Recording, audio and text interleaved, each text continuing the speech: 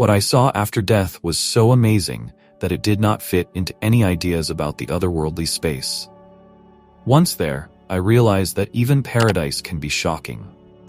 There is no doubt that I had to be there, but I saw a world that only vaguely resembled what people say about a magnificent place. Having gone through this incredible experience, I can say with all responsibility that most of what is being told about the highest spheres of the world is a complete lie.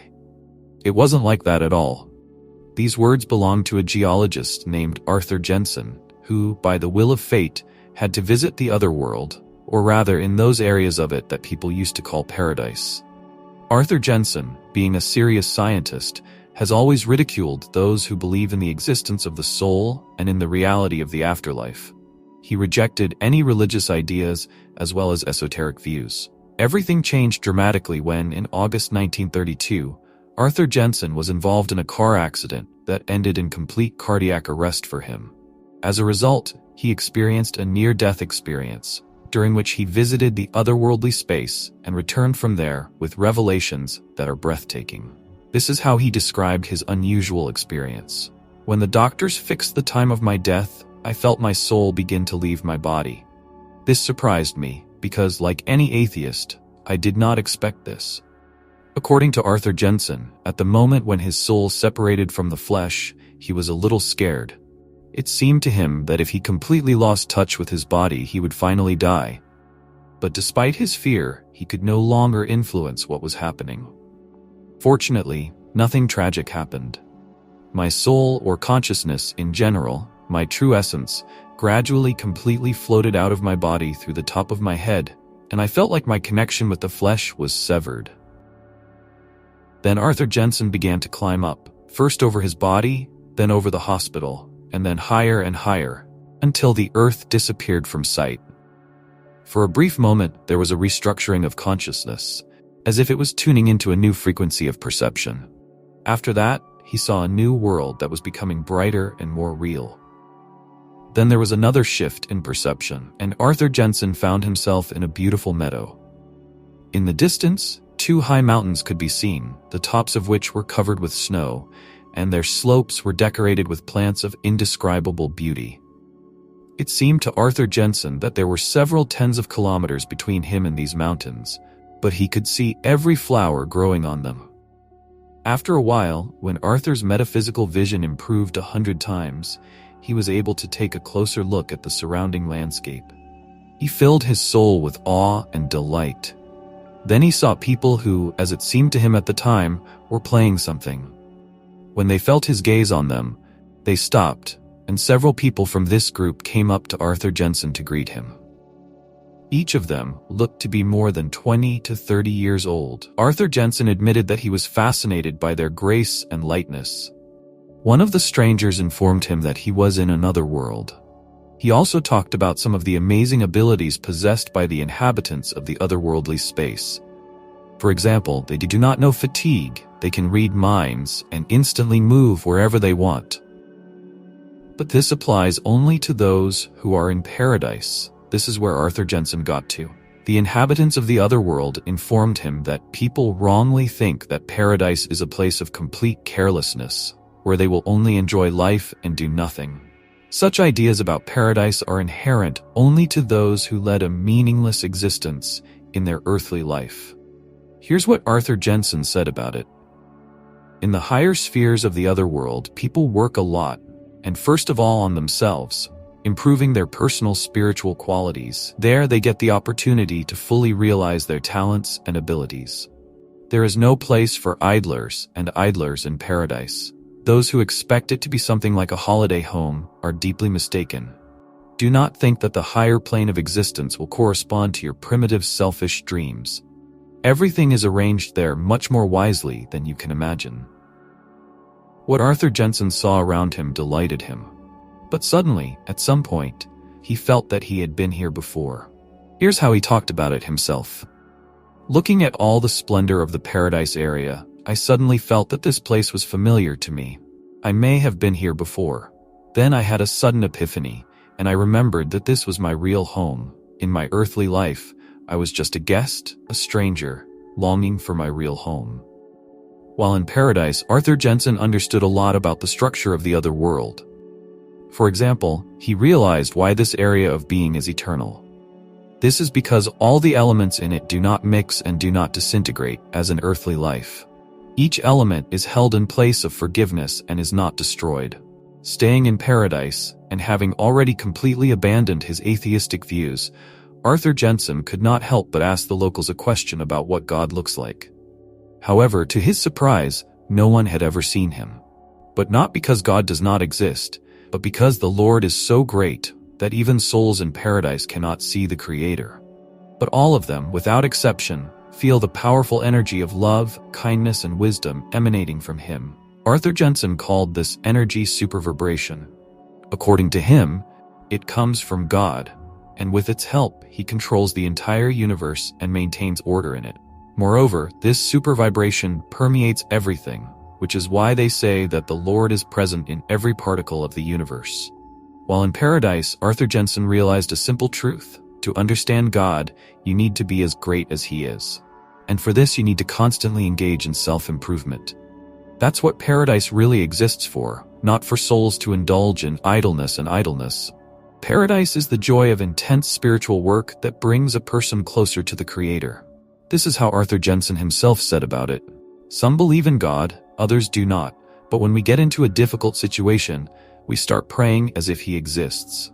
That is, no matter how we deny it, but deep inside we are perfectly aware that God exists. And now, even I, a former atheist, understand that God is a combination of many things: unknown laws of nature, light, electricity, gravity, time, space, infinity, and life itself. Arthur Jensen also learned that after death, not all people end up in this beautiful place. Everyone in the afterlife will receive their reward or their punishment, depending on who they really are, that is, on what vibrations are inherent in their soul.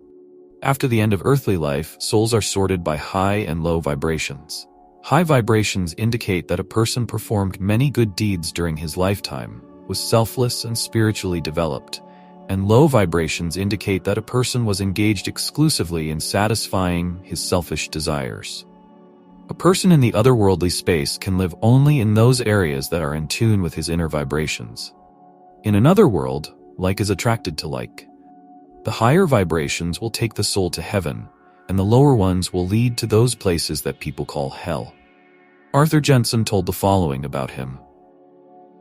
Someone believes that hell is a place of eternal cold, while someone on the contrary believes that there is a fiery hyena there. But in fact, both are right. It is really cold there, but this cold, of course, is not physical, but subtle and material. It is caused by the fact that the souls residing there exist at the lowest possible vibrations, and therefore perceive the surrounding space as something icy.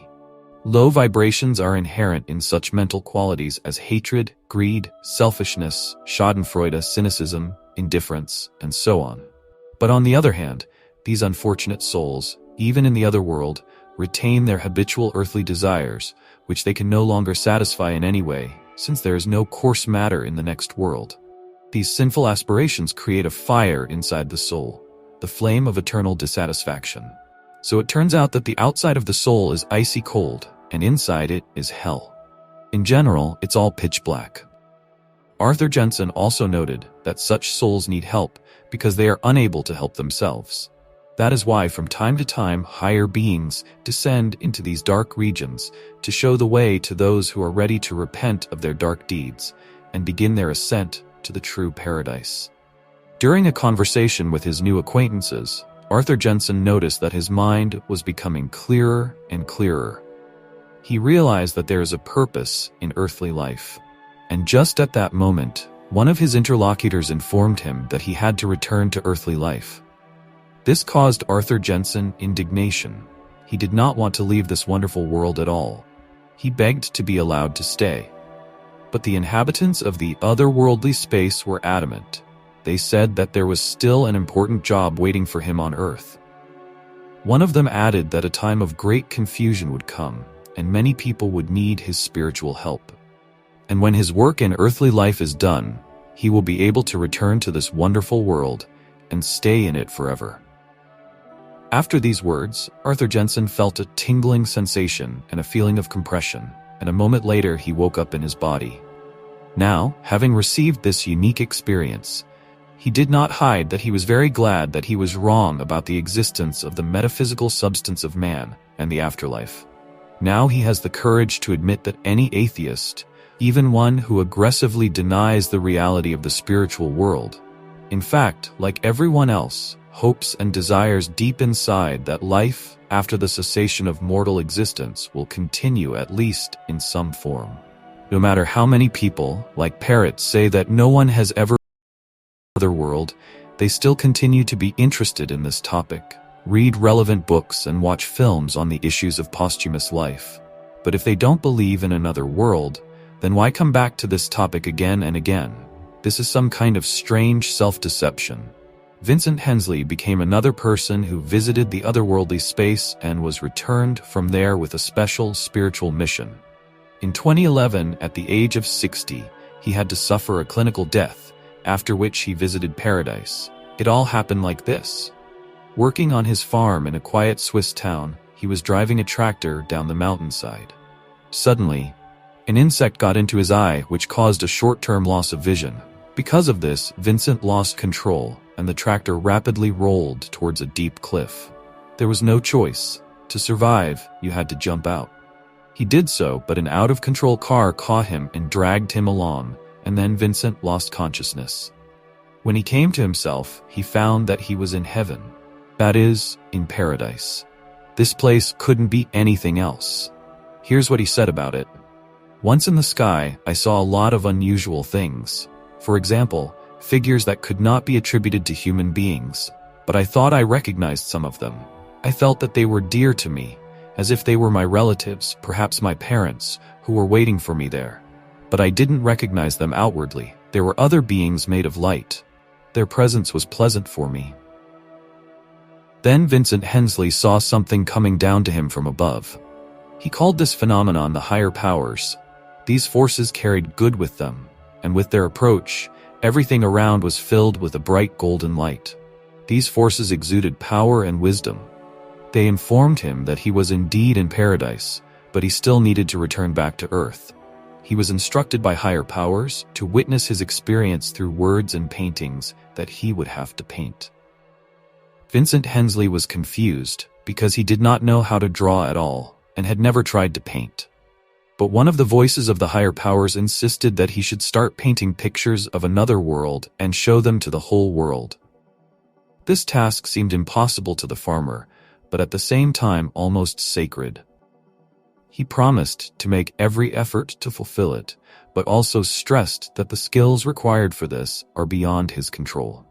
The higher powers reassured him and promised that after his return, all conditions would be created to help him in this. As soon as Vincent agreed to this mission, his journey back began. But previously, many areas of paradise were shown to him so that he would remember everything well, especially those vibrations that are present there, in order to later convey them through his paintings. When Vincent returned to his body, he had to go through unbearable pain before he finally recovered from that accident. Here is what he himself said about this period. For a long time I was worried about pain, but most of all I was worried about how I would complete the task that the higher powers of paradise had set for me. I understood that I was brought back to life for this. But what if I can't draw? What will happen to me then? It worried me a lot. One night, while still in rehab at the hospital, Vincent felt an irresistible urge to get out of bed and go paint. He did not know how to handle paints and brushes. Moreover, he did not even know what exactly he needed to draw. But he felt a force behind him that would help him. Hensley painted all night and then went to bed. Here's how he talked about it. Of course, these paintings were not mine. Yes, they were drawn by my hands, but higher forces from another space worked through them. I visited the spiritual world and was brought back to life on the condition that I fulfill the mission assigned to me. Since then, Vincent Hensley has felt like a link between heaven and earth.